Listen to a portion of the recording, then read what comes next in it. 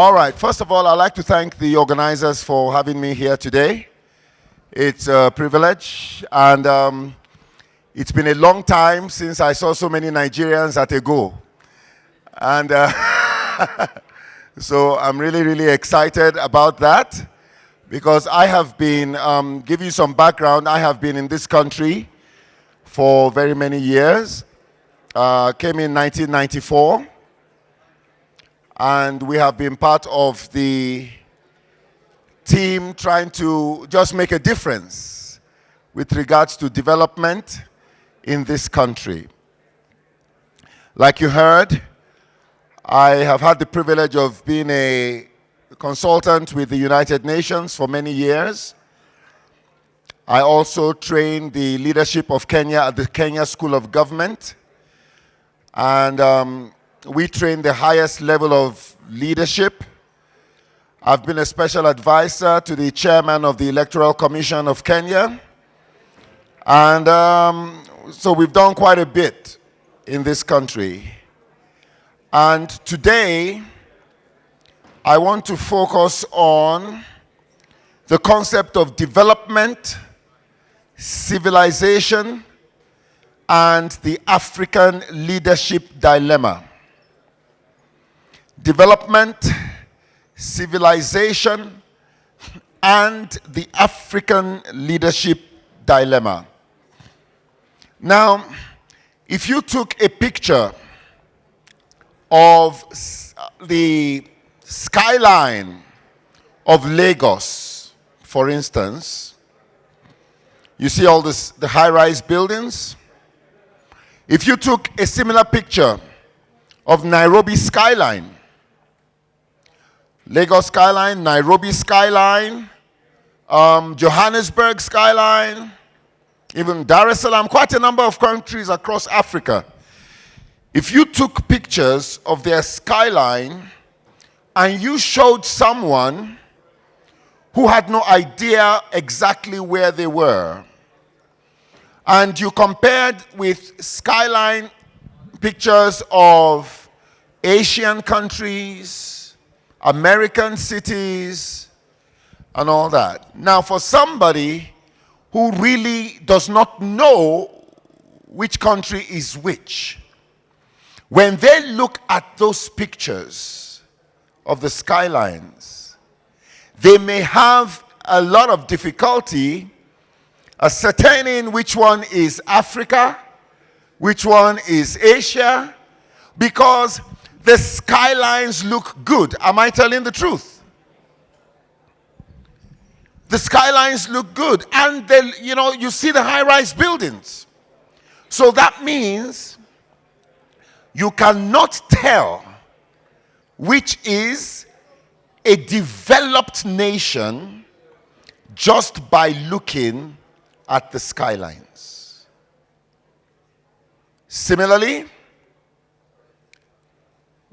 across the continent, we use good phones. So somebody going into Europe or North America or developed parts of Asia does not need to hide his phone because we are that developed. We're using phones, we're using gadgets that are comparable in any part of the world. When you look at Kenya, we have one of the fastest internet speeds in the world here in Kenya. So when you look, if you are looking at development, infrastructural development, only as the measure of or index of development in a nation, we might be misguided. Because all across the continent, we have those developments going on. The property boom in Africa is remarkable. New skylines and commercial centers are emerging every day. I just take Nairobi. 20 years ago, I came into Nairobi in 1994. 20 years ago, where we are today, Upper Hill, was a residential area 20 years ago. But today, it hosts one of the most beautiful skylines. The second tallest building in Africa, the Britam Tower, is just here. Westlands in Nairobi, and I hope some of you have had time to go around. Westlands is another emerging commercial center that was not there a few years ago. So in terms of all these buildings and stuff developing, popping up all over the continent, all over, we have them. But is that enough to call us civilized? We're talking about affordable housing. That immediately points to the fact that the buildings are affordable. Now, the greatest threat to the progress of nations, and I see this across the continent, we have worked in over 20 African countries. The greatest threat is when infrastructural development outpaces social reorientation. And that's the big concern I have across this continent.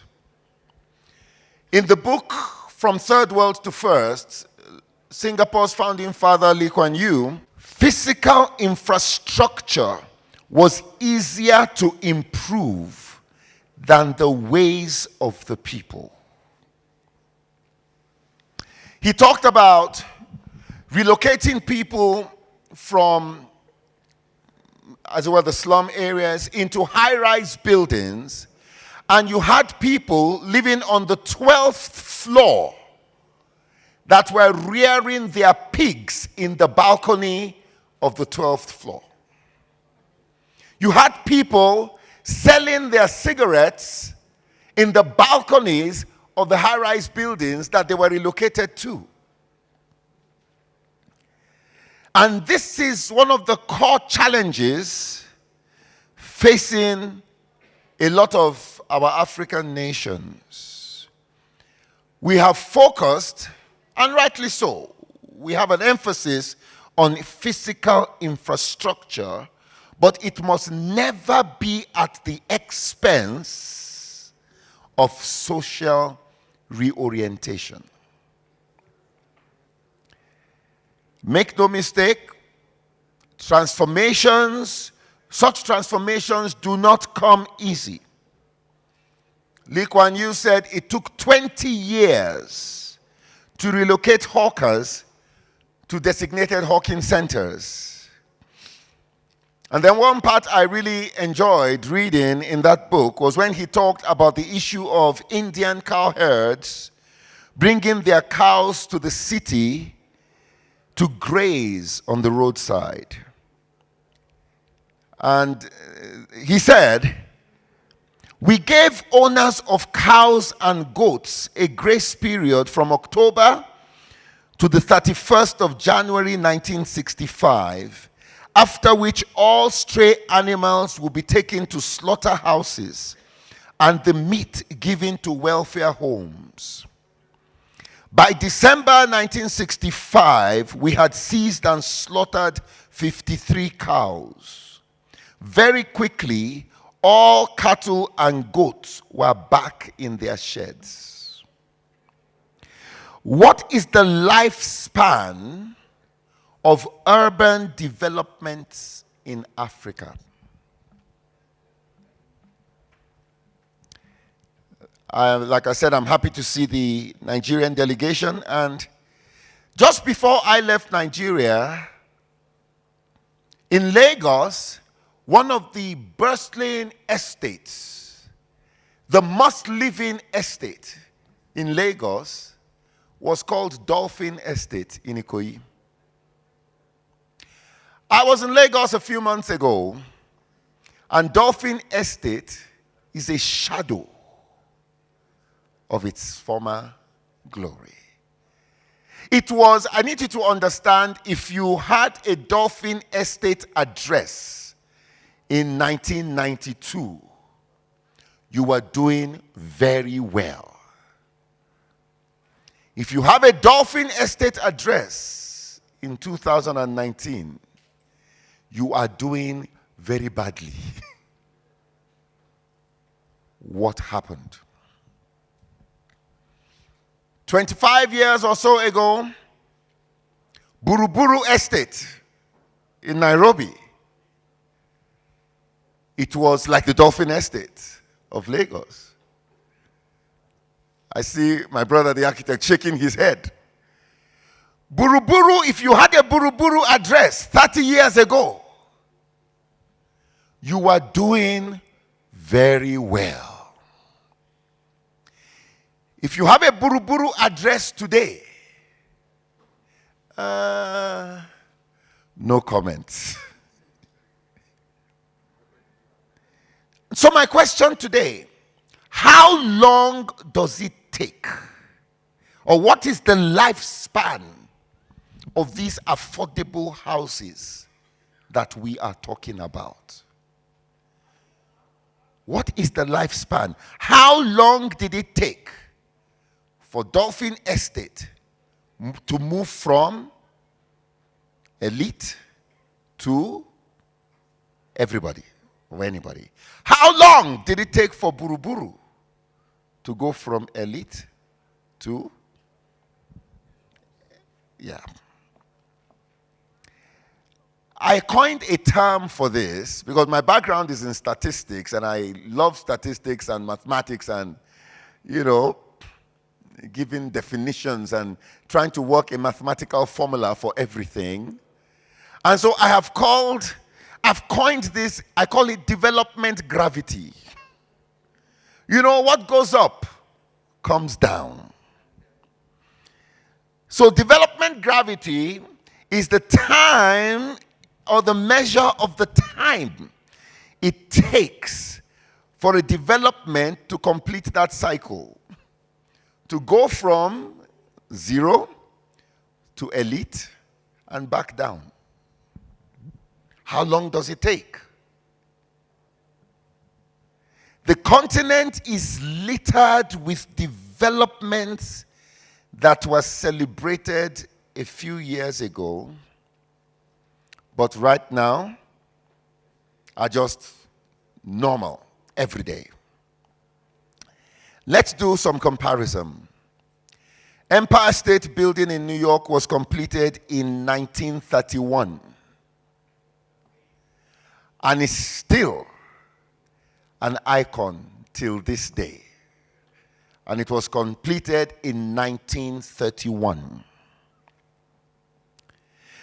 The London Underground kicked off services in 1863. And still remains iconic till this day.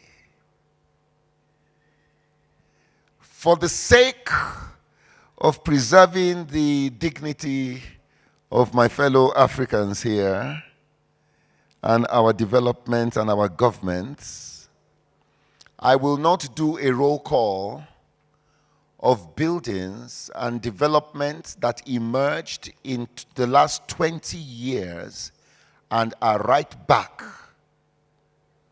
where they came from. Zero impact and just. So, what is the lifespan of affordable housing without social orientation? Infrastructural development must never be at the expense of social reorientation.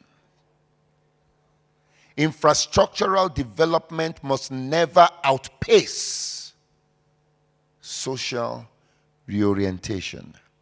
And that's why I have called on developers to be part of the social reorientation process in order to preserve the integrity of their developments.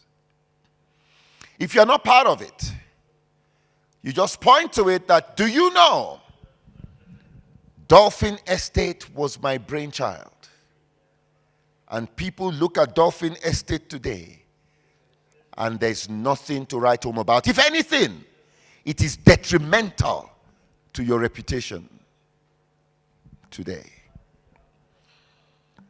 The biggest mistake, again, like I said, that we can make is to confuse infrastructural development for civilization. And the penalty of making such a mistake is that we will never emerge from what I call the cycle of development. And that has been our big problem. I remember as a young boy growing up in Lagos in 1979, we were preparing for the elections in 1979, where Shehu Shagari emerged president of Nigeria.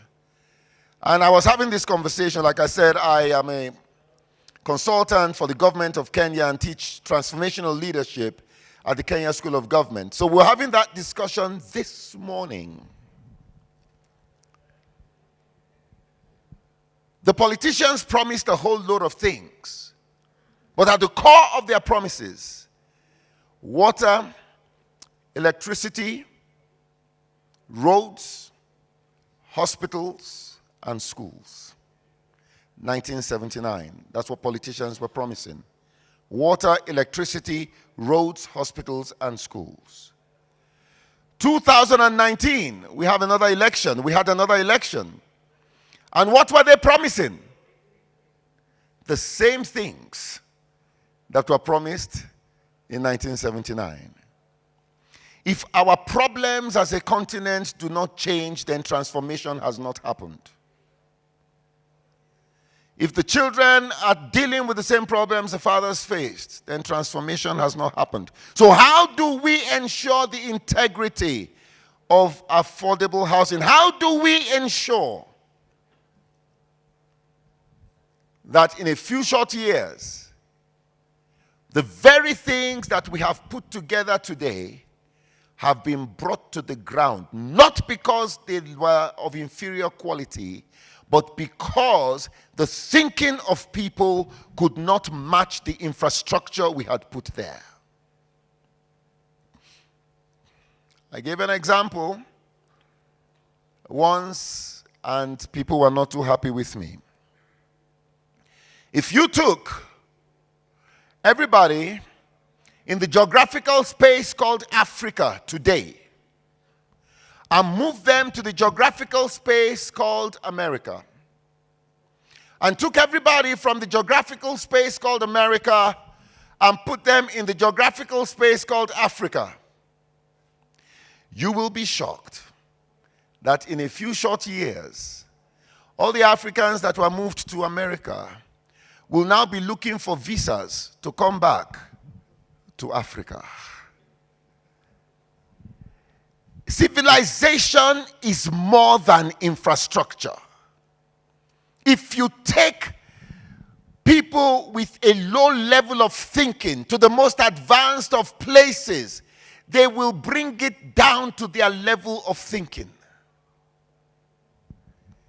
And yet, if you take people with a high level of thinking to the most backward of places, they will bring it up to their level of thinking. And so, an affordable housing drive without a commensurate social reorientation is going to be an exercise in futility, because in a few short years, everything we put there will come down to the level of the thinking of the people that we put in there. We don't have to look far. Let's look at Kibera here. And let's look at some of the movements that were made. And you have people who will either run down the houses or rent them and continue staying in their slums. So, we need to rethink this whole concept if we're doing it at the expense of social reorientation. We operate in cycles in Africa. When I was little, we had trains working in Nigeria. We had a bus system that worked in Nigeria, that was organized. You could go from point A to B in a bus. We had an airline that was one of the biggest in Africa. So don't tell me about infrastructure. We have been there in the 60s. We were there. But what did we do? We brought all the infrastructure we had to our level of thinking. It's a very bitter pill to swallow, but it is the truth. And so, we need to collectively, even as we press on with infrastructure development, we need to collectively embark on social reorientation programs. One of the programs we run is a youth empowerment program as our CSR in the slums of Mathare. And we have successfully lifted people from there with a simple message. If your mind leaves the slum, your body will follow. Thank you. And with that simple message, we began to get people, young people, out of the slums. And what did we do? The program is called Zero to Hero. We spent months changing their thinking. Because we realized if you just give money to somebody who's coming out of the slums, he already has a mountain of things that are calling for the money. And I learned many years ago that money is not the solution to a financial problem. It's a way of thinking. And that's why people who win the lottery are never able to sustain their winnings. Money given to a poor person can never lift them out of poverty. And yet money taken from a rich person can never put them in poverty. Because it's a way of thinking. During the Great Depression, 23,000 people committed suicide in 1 year. Many organizations shut down because the economy was bad. Yes, we agree the economy was bad. But during the same period, Walt Disney was started, Hewlett-Packard was started, Duracell batteries were invented, KFC was started, Sheraton Hotel was started during the same period. That means there is a level of thinking that supersedes the environment. And that is what we began to do with those kids. We began to change their thinking. And today, the program has been so successful that just 2 weeks ago, the Cabinet Secretary for Devolution attended our open day for the program and has committed, the government of Kenya is committing to taking that same program that we developed and taking it across the whole country. Why? Change of thinking. The judicial system is now in talks with us saying what we have successfully done in the slums. Because some of our kids from the slums are former gangsters. They've been bad guys. The judicial system is now saying, instead of putting the first-time offenders in jail, can we send them to you so you change their thinking? So when I talk about the power that comes from changing the thinking of a people, I am not talking hypothetically. I'm not talking of what I read in a book. I am talking about what I am experiencing every single day. That if we change the thinking of people, we can change everything. So even as we talk about affordable housing, let us come together to change the thinking. So when these people come in, they can preserve it. And we can have monuments in years to come. Let me wrap up by talking about what I call about transformation. Because every country I have worked, every government I have worked for, every organization I've worked for, we've worked with so many Fortune 500 companies, they all have a transformation agenda. And we have these transformation agendas that are talked about, but transformation never happens. Because I think it is because we don't know the meaning of the word transformation. I think it is an English language problem, not a political problem. And so the way I define it to leaders, and from all over, I said, when you hear the word transatlantic, what does it mean? And they tell me, across the Atlantic. Do you agree with them? Do you agree? Thank you. When I hear trans-Sahara, I say, what does it mean? And they say, across Sahara. Again, do you agree with them? All right. So it therefore follows, or it appears, that the word trans means across. So transform means across form. From one form to another. The easiest way to understand it, think of the butterfly. One form is the egg. Another form is the larva.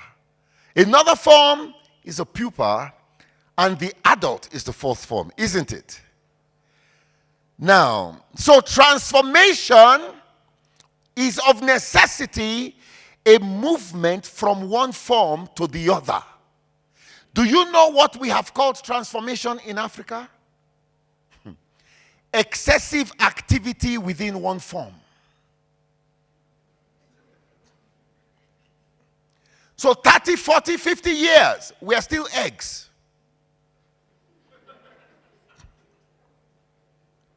We are eggs, and then we do what all companies do. We say, we are going to rebrand. So we change our color. We change our logos. But we are still eggs. Because transformation has not happened until we change form. I remember once upon a time, we once had an airline in Nigeria, a national carrier called Nigeria Airways, of blessed memory. I enjoyed flying. Nigeria Airways was one of the biggest in Africa. We were the first airline in Africa to get a DC-10. Those days. All right. And when Nigeria Airways was doing badly, then I was a researcher many years ago in a place called the National Institute for Policy and Strategic Studies in Nigeria.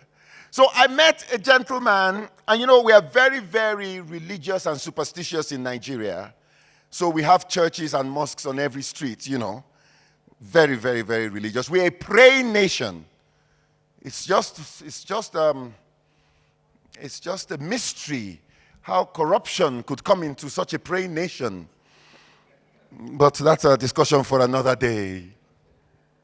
Anyway, so this gentleman told me, he said, Wale. I said, yes, sir. He said, I know the problem of Nigeria Airways. I said, what could it be, sir? Remember, we're very superstitious. He said, it's the logo. I said, Oga, what do you mean is the logo? He said, Wale, you don't understand. These things are deep spiritual matters. I said, what do you mean, sir? He said, you see, the logo is an elephant. You know how heavy the elephant is? It is spiritual. When that airline is trying to take off the ground, the weight of the elephant is keeping it down.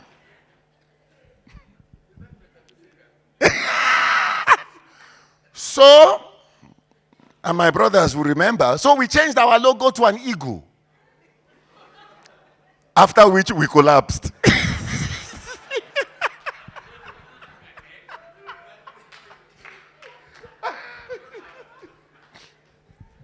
Transformation is not in the logo. It is not in the colors. It is in the thinking. I remember another one. Jimmy Carter visited Nigeria when I was a kid in Lagos. And we painted then the capital was in Lagos, So at the presidential, the seat of power was a place called Dodam Barracks. And I remember vaguely asking my father, the houses lining the road from the airport to Dodam Barracks had been whitewashed. So I said, what is this? He said, oh, the president is coming. Now let me ask you a question. Does painting the houses change the thinking inside the houses? No. So we need to move away from just the superficial and let's now focus and let us join hands. Let us do this together. It's not something that one person can do, but it's something we can do together. One of the initiatives we have embarked on here, in order to change the thinking, apart from the program in the slums, we're going on into now, we want to now start acquiring schools, with a transformational development agenda from the time they are little. So that as they grow older, they have the right mental orientation to handle the infrastructure that we are putting in the nation. So I want to encourage, I want to challenge, as we take, and I want to thank the organizers. I think this is fantastic. And I was told that the vision is to take this across the continent.